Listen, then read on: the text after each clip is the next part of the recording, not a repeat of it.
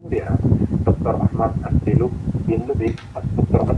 Ahmad Asri Lubis yang bertajuk Menuju Ibadah Ramadan Terbaik. Majelis dengan hormatnya mempersilahkan.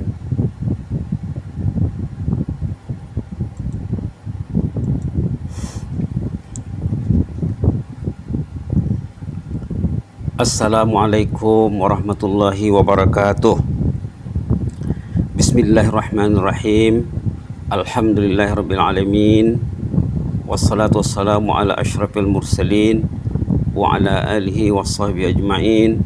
Allahumma salli ala sayyidina Muhammad wa ala ali sayyidina Muhammad kama sallaita ala sayyidina Ibrahim wa ala ali sayyidina Ibrahim fil alamin innaka Hamidum Majid. Wasallim tasliman kathiran kathira wa man tabi'um bi ihsani ila yaumiddin adada khalqihi ta'ala wa rida nafsihi wa zinata arsyihi wa midada kalimatihi kama yuhibbu rabbuna wa yarda. Subhanaka la ilma lana illa ma 'allamtana innaka antal alimul hakim. Rabbana anfa'na bima 'allamtana, rabbi 'allimna alladhi yanfa'una, rabbi faqihna wa faqih ahlana wa ahbabana wa jami'al muslimin muslimat. Allahumma faqihna fid din wa 'allimna ta'wil waftah 'alaina hikmataka wa anshur 'alaina min khazaini rahmatika ya arhamar rahimin. Rabbi shrah li sadri wa yassir li amri wahlul 'uqdatam min lisani yafqahu qawli. Fadilata al-Ustaz Al-Doktor Haji Adnan bin Haji Basar Raisul Jami'ah wa a'wanahu wa musa'idih wal muhadirin al-kiram wa tulab wa talibat. Di petang hari yang berbahagia ini, seperti yang dikatakan oleh Rais yang dicintai tadi, kita bersyukur kepada Allah Subhanahu wa taala dapat mengungkayahkan majlis ini, kempen melaksanakan puasa sunat dan qada ya. Hamba diberi amanah sedikit berkongsi, walaupun rasanya tak layak ya bercakap di sini, banyak lagi yang masih layak bercakap, tapi diberi amanah karena ditanai juga lah ya, menanai amanah namanya. Kata yang mulia Rais tadi, wa ta'awanu 'alal birri wat taqwa, katanya tadi. Alhamdulillah. Tajuk yang terpilih menuju ibadah Ramadan yang terbaik. Yang mau difokuskan di sini, ibadat Ramadan kita boleh menjadi ibadat terbaik kalau kita mengenal nama-nama dan julukan bulan Ramadan.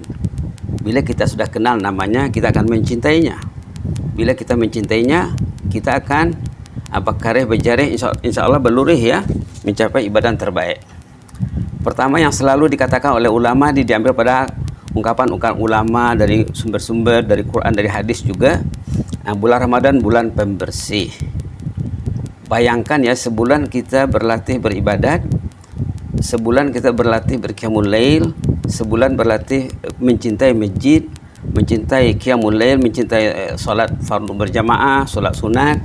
Patutnya sebulan yang kita berlatih itu patutnya bersih lah tuh, insyaAllah. Mudah-mudahan ya. Yang kedua, bulan pemberi syafaat. Memang kita selalu sebut dengar dalam hadis, dikaitkan juga dengan tilawatul Quran.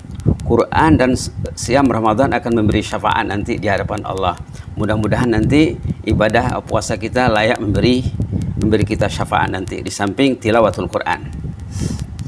Seterusnya, bulan keampunan dan taufik. Bulan keampunan, orang yang melakukan ibadah siam Ramadan, memang Allah melimpahkan keampunan. Apalagi kalau dia berbuat amal ibadat yang menyokong ibadah Ramadan tadi, seperti yang dikatakan salat fardu berjamaah, salat sunat, tilawah, qiyamul lail, sedekah, dan amar ma'ruf nahi munkar, ta'lim dan ta'allum juga ya. Mudah-mudahan kita tetap dalam proses ta'allum dan ta'lim di Kupu SB yang dicintai. Kemudian tadribul aqal, melatih akal dan jiwa. Karena bila orang itu berbuat taat, akalnya akan stabil, akalnya akan lebih kuat, lebih mantap.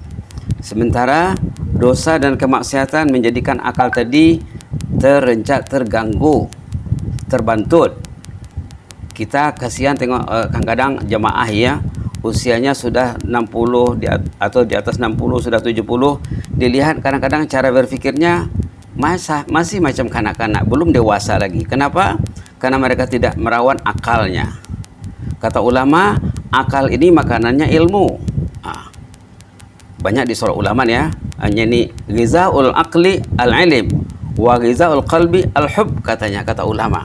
Makanan akal itu ilmu. Satu hari berlalu tidak bertambah ilmu, berarti akalnya tak bergerak ya, tak makan.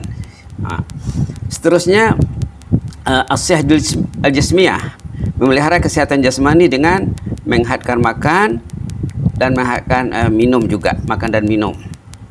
Selalunya sumber penyakit banyaknya dari gagalnya orang tuh menjaga makan dan minum. Jadi maka kita diwajibkan sebulan setahun mengawal makan dan minum. Tapi kadang-kadang ada sebagai umat Islam lah ya, mungkin keluarga kupu bukanlah ya, mereka di siang hari latihan mengurangi makan dan minum. Malam hari diqadanya makanan yang siang hari itu. Sepatutnya kata ulama menurut Islam, bila kita dilatih berpuasa sebulan, bukan maknanya malam hari kita boleh makan sesuka hati. Kita makan setakat kita mampu beribadat saja. Kata ulama malah patutnya belanja dikurangi katanya. Begitulah ya. Amba ingat lagi masa dengan Syekh Ali Jabir rahimahullah. Dia katanya sekitar dekat-dekat 10 kg berkurang berat badannya tuh di bulan Ramadan katanya. Jadi kalau kadar yang dimakan ataupun aturan makan tidak dikontrol di bulan Ramadan, jangan-jangan nanti matlamat tentang latihan berlapar berdahaga itu tidak tercapai.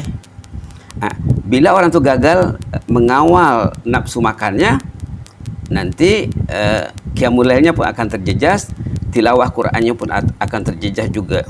Kalaupun dia membaca Quran, sepatutnya Quran itu difahami dengan baik, tapi dengan makan yang berlebih tadi, kefahamannya terganggu juga.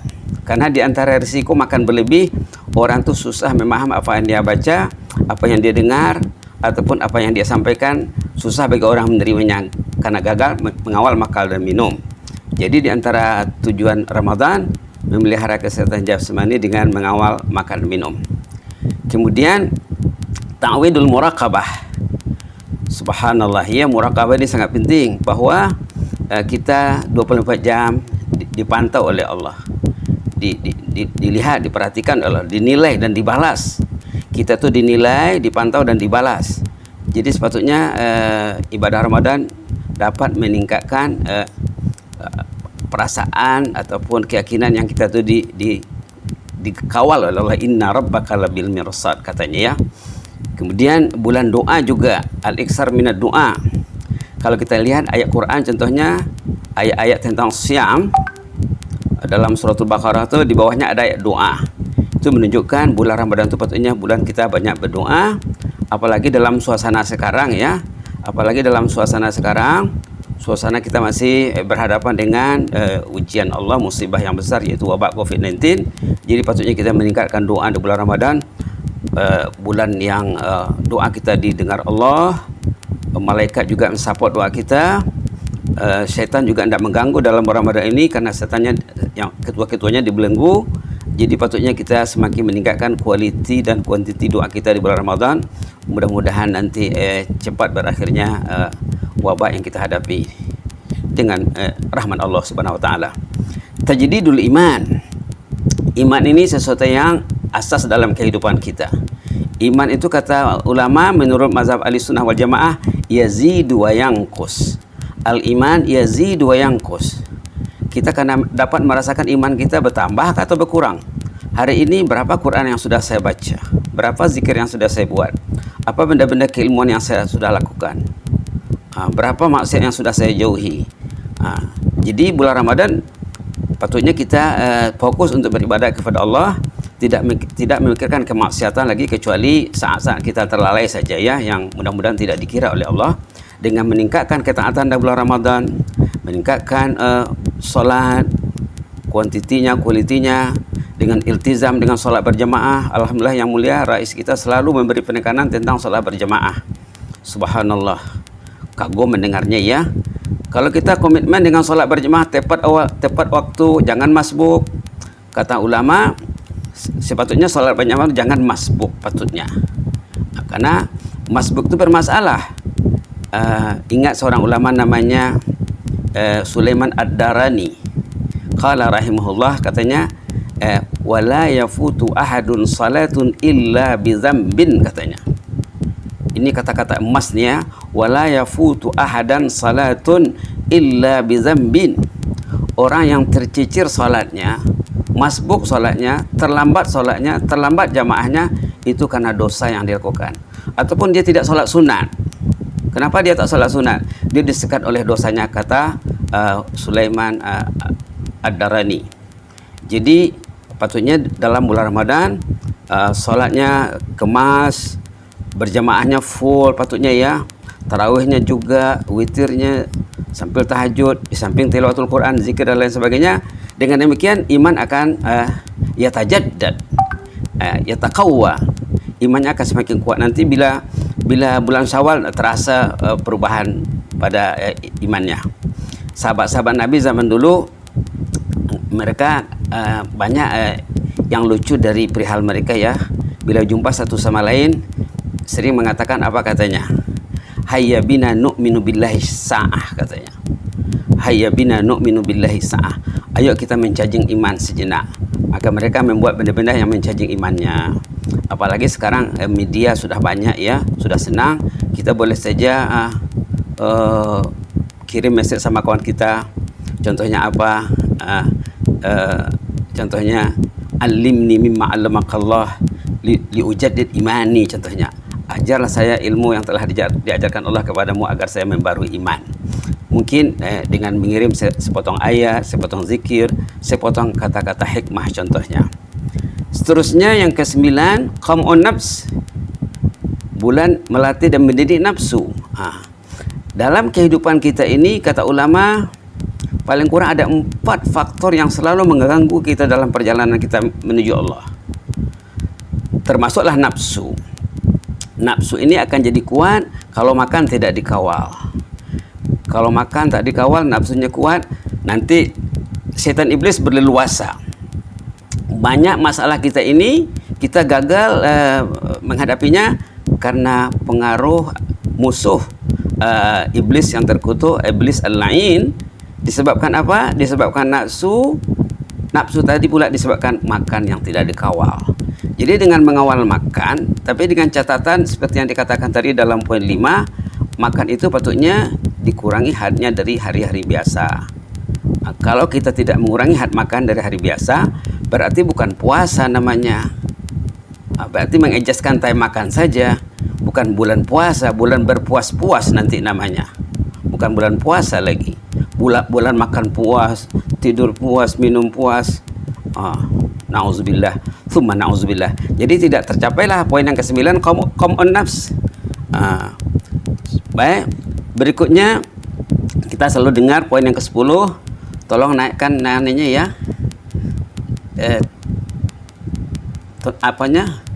Slide-nya dinaikkan sedikit.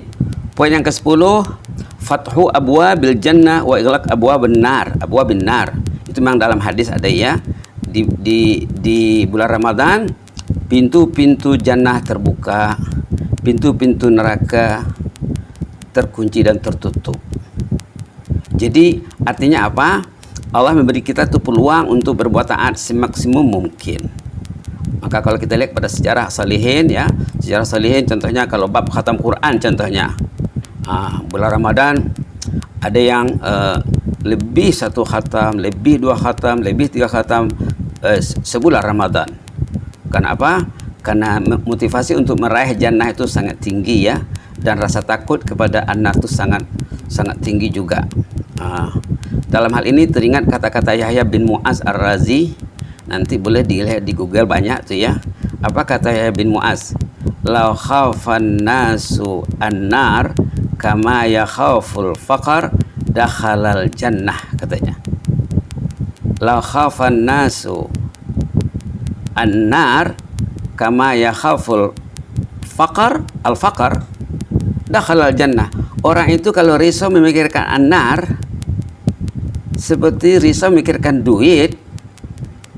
Kalau orang mencari redha Allah, mengelakkan dirinya daripada neraka seperti dia mencari duit bertungkus lumus, dakhalal jannah.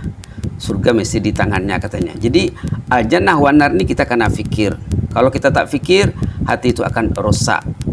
Hati kalau tidak diisi dengan cinta surga, cinta al-jannah, takut ke neraka, dia akan terisi dengan cinta-cinta lain yang kadang-kadang menjauhkan kita daripada al-jannah dan mendekatkan kita kepada an-nar. Na'udzubillah, summa na'udzubillah. Seterusnya nomor 11, semuanya ada 23 yang mudah-mudahan sempat. Tarbiyatul akhlaqil fadilah. Peluang kita mendidik akhlak yang utama. Seperti kata Rais, banyakkan senyum. Kita mempunyai perasaan dan pemikiran yang positif. Banyakkan sedekah, banyakkan amar ma'ruf nahi mungkar kata Rais. Dengan demikian kita boleh mendidik akhlak kita dan mendidik akhlak orang lain juga. Ziyadatu rizqil mu'min. Bulan Ramadan bulan rezeki bertambah. Memang ada disebut dalam hadis ya. Barangkali rasionalnya kenapa rezeki bertambah? Pertama, ketaatan meningkat. Karena yang mencegah rezeki itu sebenarnya dosa. Bila kita meningkatkan ketaatan kita, tentulah asbabul rizq tatafattah, insyaallah akan terbuka ya. Dan juga kalau kita bersedekah juga. Bulan Ramadan bulan sedekah juga ya. Dengan banyaknya kita bersedekah, kita banyak menerima pulangan. Bersedekah memberi itu berarti menerima. Ingin menerima dari Allah, banyakkan memberi. Memberi berarti menerima. Seterusnya al-hasu ala syukur. Merangsang hamba untuk bersyukur nikmat. Bila kita terasa lapar, terasa ngalih, terasa kering leher, terasa tak bermaya, oh beginilah orang yang kurang bernasib baik itu rupanya. Syukurlah saya bukan tak ada makan, saya banyak yang mau dimakan, maka malah berlebih, tapi saya dilarang untuk menikmatinya di siang hari. Jadi rasa kesyukuran kepada Allah itu meningkat insyaallah. Syahrul rahmah wal maghfirah wal itq minan nar, tiga dalam satu ya. Memang disebut dalam hadis awwaluhur rahmah, katanya awal rahmah itu rahmah. Kenapa? Karena memang bulan istimewa yang diberikan Allah kepada hambanya satu kali setahun ya. Bulan maghfirah juga, al-itqu minan nar juga. Mudah-mudahan kita termasuk Allah maj'alna min utaqaika minan nar ya Rabb. Allah maj'alna min utaqaika minan nar. Allah maj'alna min utaqaika minan nar. Apa tandanya orang tu memang bebas dari azab neraka? Dia memikirkan neraka, takut kepada neraka dan menjauhi faktor-faktor yang menjebaknya, yang menjeratnya ke neraka. Macam mana tahu? Bukalah Quran, itu gunanya buka dalam Quran ya. Dalam Quran ada faktor yang membawa kita ke jannah, sifat ahlul jannah banyak dalam Quran. Gejala-gejala penyebab-penyebab orang itu terjerumus dalam azab neraka banyak dalam Quran. Ta'biyatul quwwar ruhiyah. Mengisi, mencajing kekuatan rohani. Macam dikatakan stesen, ibarat kereta stesen mengisi minyak.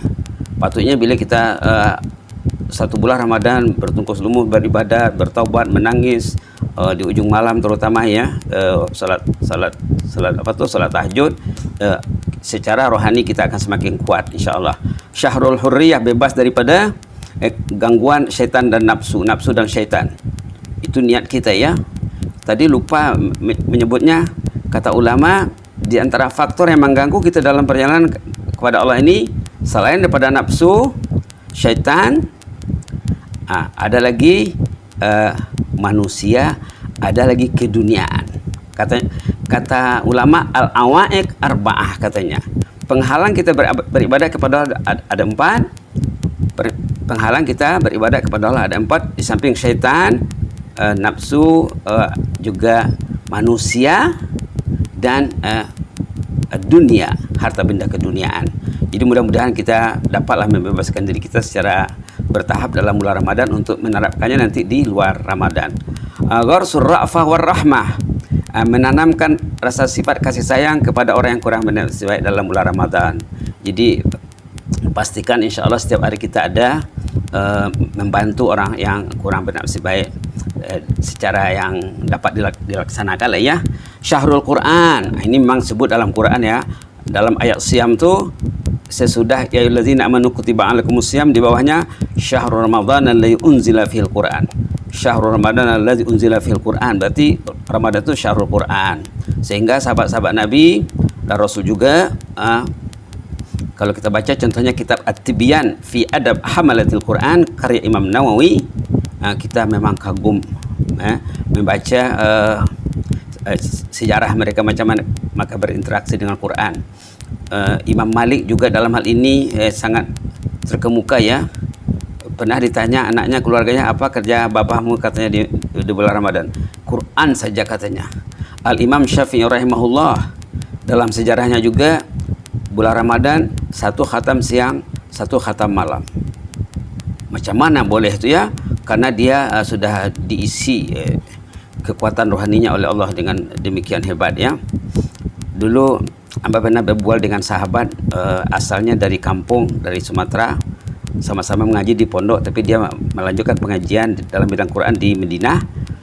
Sekarang dia bertugas di Melaka dan dia sudah dapat datuk di sana. Pernah tanya, "Bang, abang nak khatam Quran biasanya dengan kelajuan sederhana berapa lama boleh?" Dia cakap 9 jam. 9 jam insya Allah katanya, sedanglah tu katanya. Subhanallah. Jadi kalau 2 khatam 9 campur 9 18, itu Imam Syafi'i ya. Tapi Imam Syafi'i mungkin tidak sampai 9 jam. Itu terpulang kepada barakah yang diberikan Allah kepada seseorang. Kalau umurnya semakin berkah, orang yang diberkati umurnya boleh membuat benda yang banyak dalam masa yang singkat. Ini kata Ibnu Athaillah nih ya. Ini bagian sahabat kita Dr. Harfandi, ini kitab Turas ya. Dalam kitab Hikam dikatakan orang yang diberkati usianya dalam masa yang singkat boleh membuat benda yang banyak.